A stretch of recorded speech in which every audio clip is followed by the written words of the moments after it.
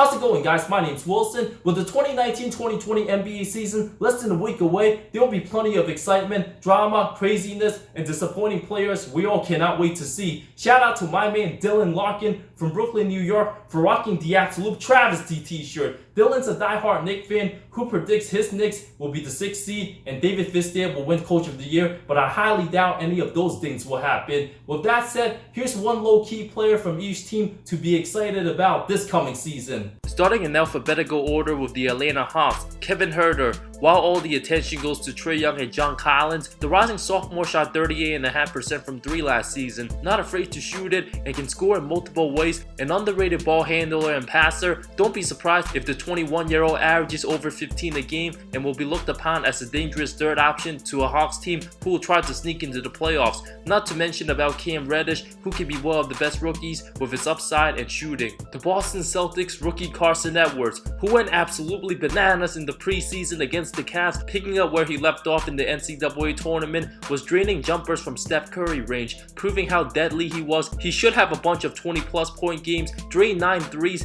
scoring an insane 26 points in the third, looking like a steal as a second-round pick. The Brooklyn Nets Caris LaVert. With all the attention on Kyrie Irving, LaVert was the team's best player last season before his injury, now on track to emerge as the second option while KD's out. The 6'6" guard averaged 21 a game against Philly in the playoffs, can create and take over games, has all-star potential written all over him. Don't be surprised if he averages between 20 to 23 a game.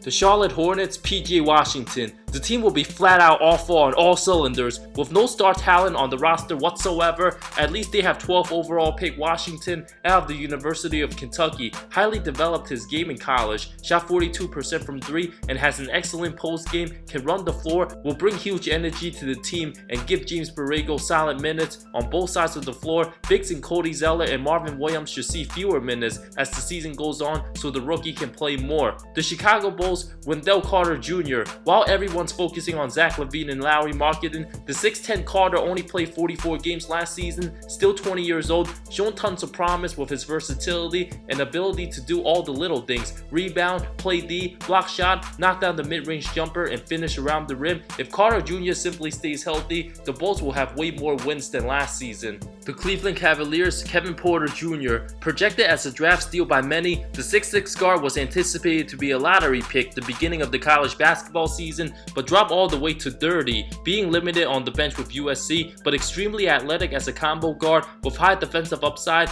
Dropped 16 on 7 of 9 shooting his preseason debut, showing his game in transition. Because of the Cavs' lack of talent, Porter Jr. will get lots of buckets many nights, but his consistency will be shaky. The Dallas Mavericks Delon Wright. Viewed as the team's starting point guard to start the season, giving up 2 second-rounders to sign him to a 3-year $27 million deal. When healthy, he'll be a huge difference maker and help put the Mavs back to relevancy in the West. The Denver Nuggets Michael Porter Jr., who will look to prove to the world why he was the number 2 prospect out of high school. Battling back and hip issues and multiple surgeries, his size at 6'10" and ability to shoot will create plenty of mismatches. A walking bucket, the former Dayton Hale standout, can even start and be the difference maker for the team who's talented enough to contend for a title. The Detroit Pistons Luke Kennard. Many probably already forgotten about him. Drafted 12th overall, just ahead of Donovan Mitchell. After averaging under 10 a game last season, he did show good signs in the first round against the Bucks. Put up 15 a game, going 9 of 15 from deep. His catch and shoot game is very slept on and teams will pay. The 23-year-old has all the tools to become one of the best shooters in the league, a sleeper in the three-point contest in the near future, and look to continue to get better moving without the ball. The Golden State Warriors Jordan Poole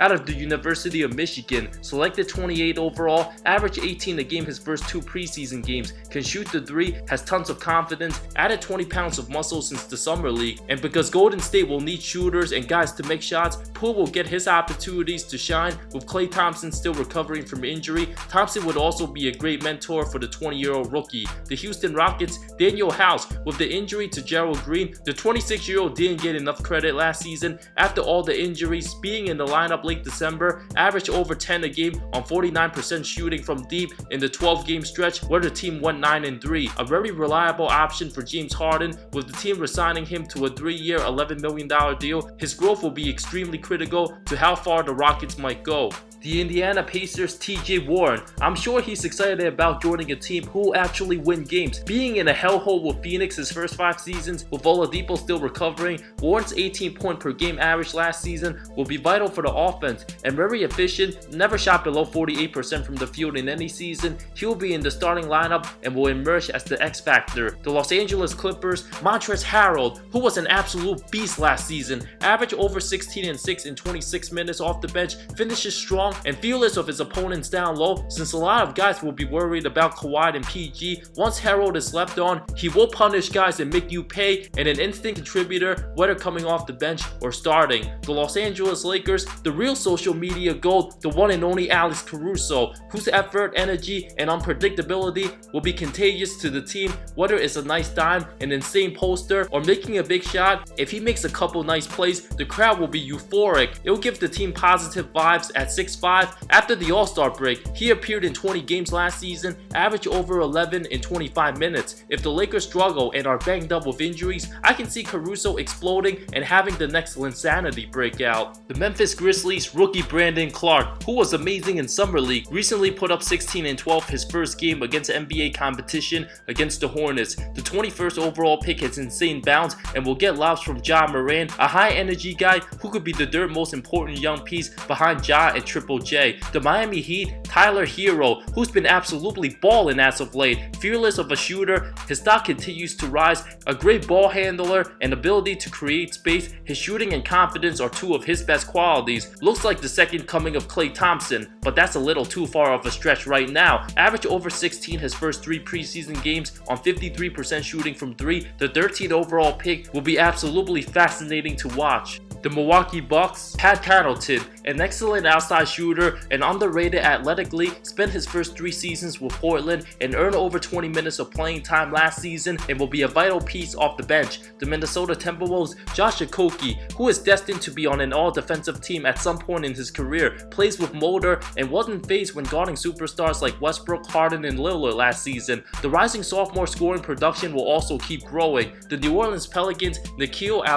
Walker, who looked incredible in both Summer League and preseason, averaged over 24 and 6 assists in July, and showing his talents as a shot creator and playmaker as a combo guard. Despite the loaded backcourt of the Pelicans, he might not get more than 20 minutes a game. His teammates also rave about his skill as a bucket getter. The New York Knicks' Mitchell Robinson, who was one of the only positives from the franchise over the last couple years, extremely active on both ends of the floor, has super long arms, blocks a lot of shots, and excels playing above the rim, running in transition. The one thing he will need to fix is his fouls and picking up way too many cheap ones. The 7'1" center will look to take the next step. The Oklahoma City Thunder, Gilgeous-Alexander, who can establish himself as the Thunder franchise player, started at the point for the playoff Clippers last season in the West at 6'6", very poised and relaxed, which makes up for his lack of explosiveness. Only 21 years old, his defense is one of the best for his age. The Orlando Magic, Markelle Fultz isn't low-key, but Jonathan Isaac is, who was drafted 6th overall in 2017, went from averaging 5.4 points to 9.6 a game last season. Should continue to see his production increase, will get most of his recognition for his defense. At 6'10", can match up with guys at every position, should make a huge impact if he stays healthy. The Philadelphia 76ers, Josh Richardson,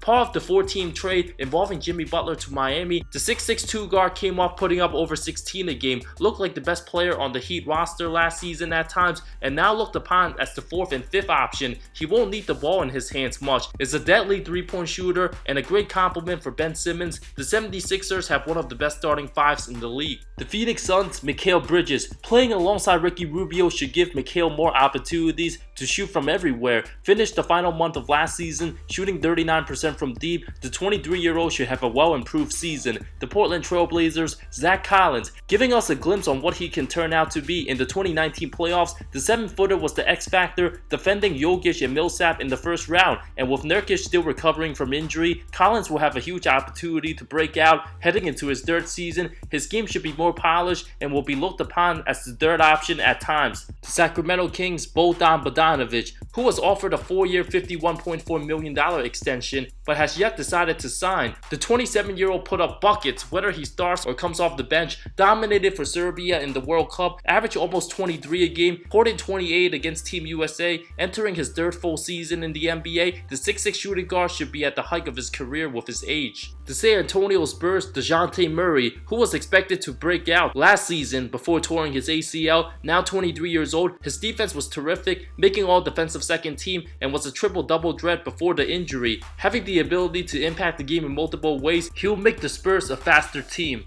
The Toronto Raptors' Fred VanVleet, who was absolutely huge in the NBA Finals, even received a vote for Finals MVP, and already one of the best backups. He'll get more minutes, has improved on his playmaking, and if he continues to come off the bench, can win 6th Man of the Year.